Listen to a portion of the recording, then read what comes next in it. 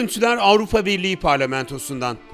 İtalya Başbakanı Silvio Berlusconi'nin desteğiyle Avrupa Parlamentosu'na girmeyi başaran 35 yaşındaki İtalyan milletvekili Licia Ronzilli, annelere iş yaşamında uygulanan eşitsizlikleri protesto etmek için Strasbourg'daki Avrupa Parlamentosu'nun oturumuna bir aylık kızı Vittoria ile katıldı.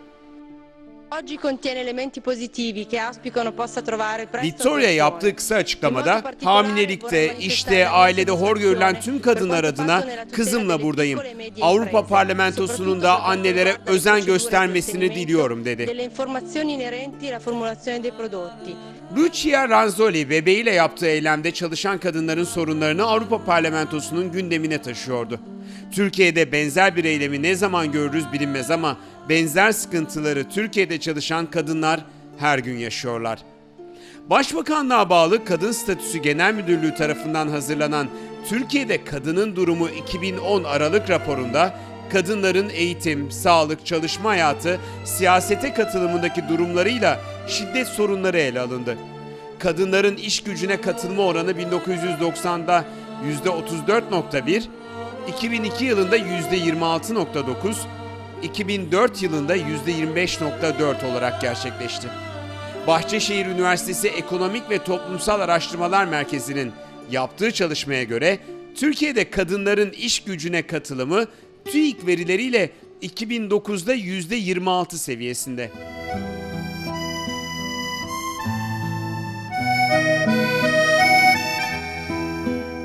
Avrupa Birliği'ne baktığımızda ise kadınların iş gücüne katılım oranı ortalaması 2008 itibarıyla %63.9 olarak karşımıza çıkıyor. Görüldüğü gibi Türkiye'de kadınların iş gücüne katılımı son yıllarda ufak bir artış olmasına rağmen 90'lardan bu yana düşüş gösteriyor. Şehir hayatının getirdiği zor yaşam koşullarıyla mücadele edemeyen kadınlar çaresizlikten eve kapanmayı tercih ediyor.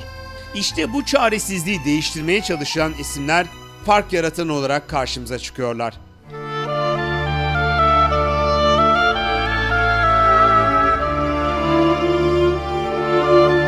Senem Gül, Halk Eğitim Merkezi'nde bir dönem sözleşmeli öğretmen olarak çalışan bir eğitmen. Ataması yapılmadığı için görevine devam edemeyen Gül, bir süre ev hanımlığı yaptıktan sonra hayata daha fazla katılmak ve başkalarına katkıda bulunmak için çeşitli arayışlar içine girdi.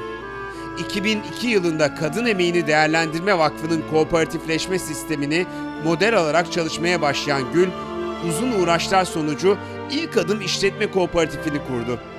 Kooperatif için seçtiği yerse İstanbul'un Anadolu'dan göç alan semtleri Nurtepe ve Gültepe oldu.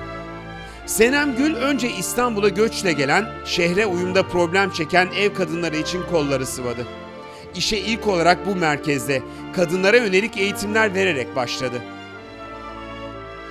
Daha sonra mahalle anneliği projesiyle evde oturan kadınları hayata dahil etmeyi, onlara sorumluluklar yüklemeyi hedefledi.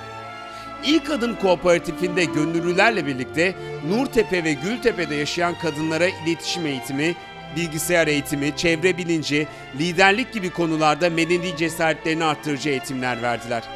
Çalışmak, üretmek isteyen kadınlar için mum atölyesi, atık maddelerden çanta üretimi, hediyelik eşya kutusu gibi iş kollarında mesleki kurslar düzenlediler. Kurulan bu merkezlerden bugüne kadar faydalanan kadın sayısı 4000'i buldu. Senem Gül ve arkadaşlarının açtığı kreşler okul öncesi eğitimin az olduğu bu bölgede büyük bir derde deva oldu. Çalışmak isteyen ama çocuğunu bırakacak kimsesi olmayan, kreşin giderlerini karşılayamayan anneler için bedava kreş hizmeti vererek iş hayatına katılmak isteyen anneleri özgürleştirdi. Kreşinde engelli çocuklara da yer vererek kaynaştırmalı eğitim modelini gerçekleştirmiş oldu.